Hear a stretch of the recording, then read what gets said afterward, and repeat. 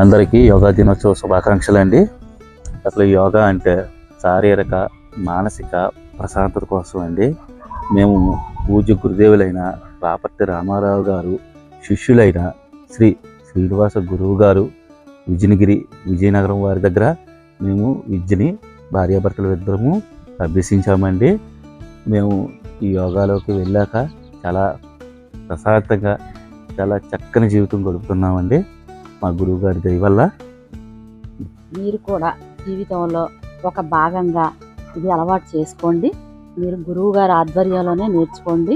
మీ దగ్గరలో ఎవరైనా మంచి గురువులు ఉంటే వాళ్ళ దగ్గర వెళ్ళి నేర్చుకోండి. అంతేగాని యూట్యూబ్లో చూసి ఎవరైనా అంటే తెలియని వాళ్ళు చెప్తే మాత్రం చేయకండి దయచేసి. కానీ తప్పకుండా మీరు యోగా మాత్రం మీ జీవితంలో ఒక భాగంగా చేసుకోండి.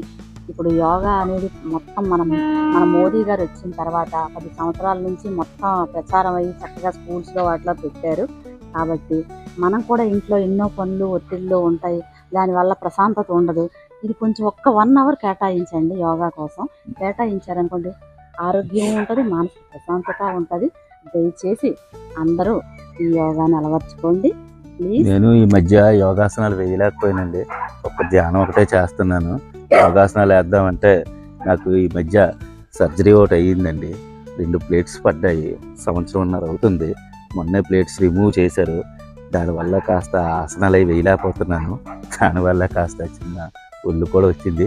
కానీ ధ్యాన మార్గాన్ని మటుకు వదలలేదండి. మా గురువు గారు ఆ మార్గాన్ని వదలొద్దని అన్నారు. ధ్యానం అయితే మటుకు తప్పనిసరిగా చేస్తున్నాను. శరీర దారుఢ్యానికి కొద్దిగా సహకరించలేదు. కాస్త ఇంకొక 2 నెలలు ఆగమన్నారు. ఆగాక మళ్ళీ చేసుకుంటాను నేను. ఓకేనండి. ఇప్పుడు ఆసనాలు చూద్దాం. సూర్య నమస్కారాలు వేసి చూపిస్తాం.